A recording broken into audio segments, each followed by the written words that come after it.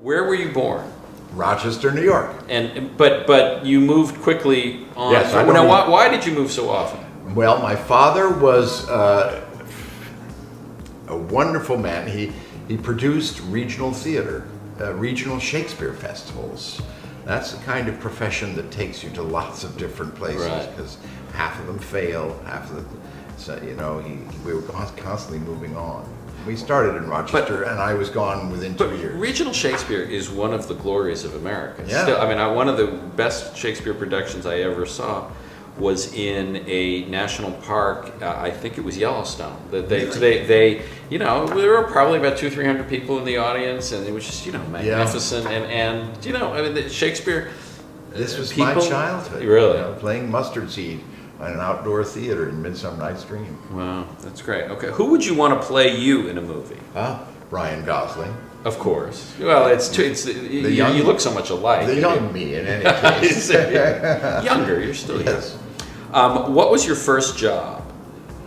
My first job was playing one of Nora's children in A Doll's House with my father playing Torvald. So your dad acted as well? He acted as well. I was only 2 years old. I have no memory of it whatsoever, but I'm told I was very good. I'm certain that's the case. What is your biggest fear? Oh, boy. I think bad things happening to my children. Even though that's not really a realistic fear. Well, it's certainly a one. Who makes you laugh the most? These days, Stephen Colbert.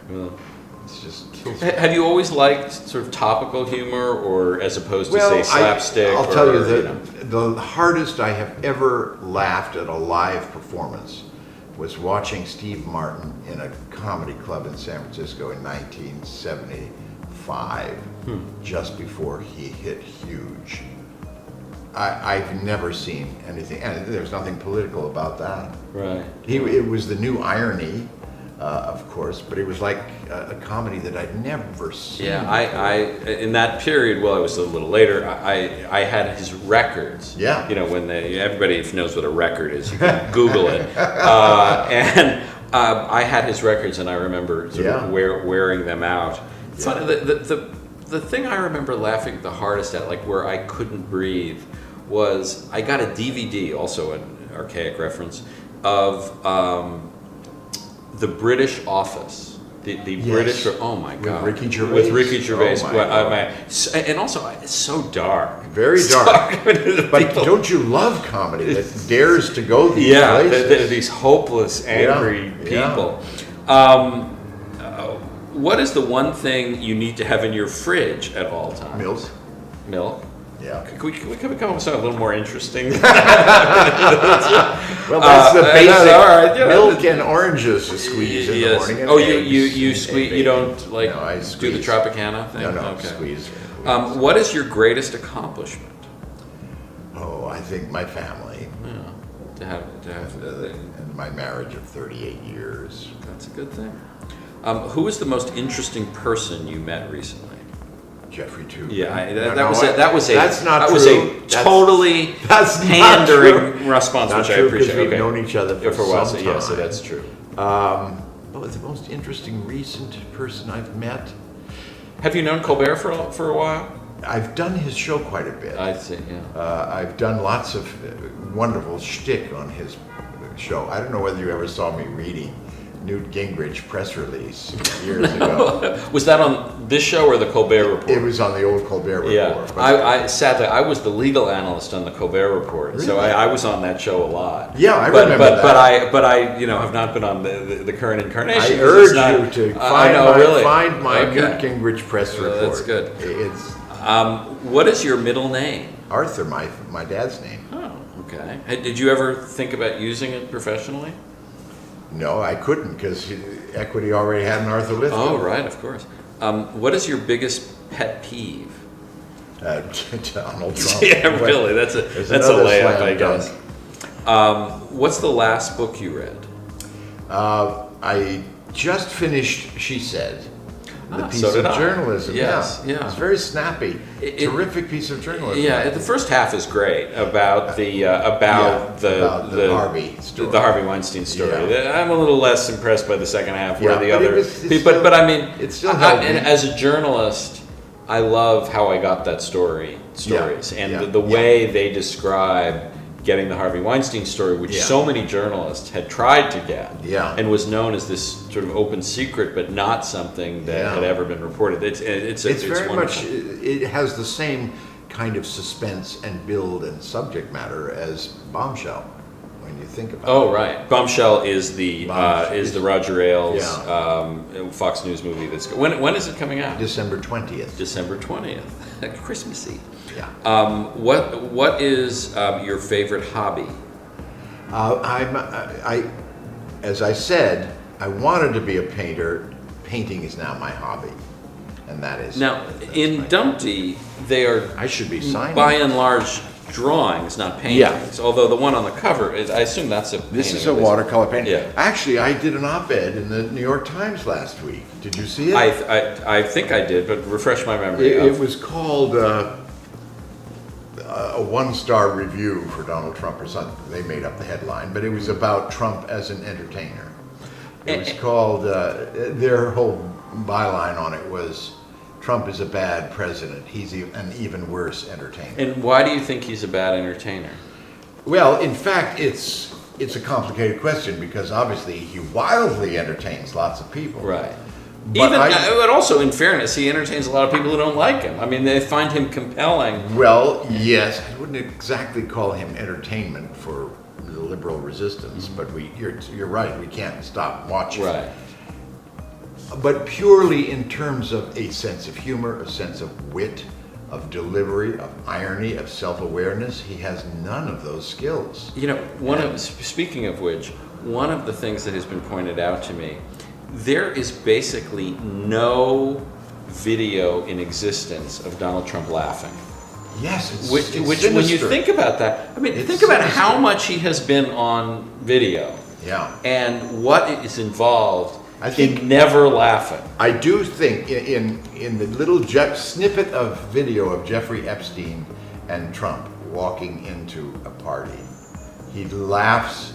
He blithely laughs at something Jeffrey Epstein has said. Okay, now that's a little of all time. QED. Yeah, right. Yes. Well, this is a. What is? Did I ask you? What is your guilty pleasure? Do you have, watching myself on Third Rock from the Sun? Do you really? you like watch the old?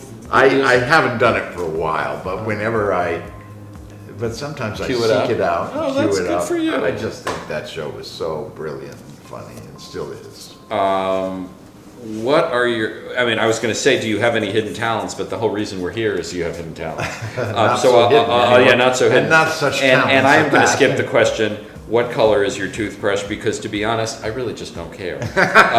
What is your secret snack? What do you like to eat? I always have bagels and lox handy. Oh, really? Yeah. You're so slim. Boy, that's not exactly a. That's not exactly true, but it's. I mean, bagels and lox. That's not well, that's good. All these years of living in New York, a Mayflower descendant like you has mostly turned Jewish. I guess that's. You can't resist. Yes, it's true. How do you take your coffee? Just milk. Just milk. Although I drink espresso, I'm not sure why I can prefer espresso black, but have to have morning coffee with milk. I don't know. I can't even explain. Life's mysteries. What's the last movie you saw in theaters?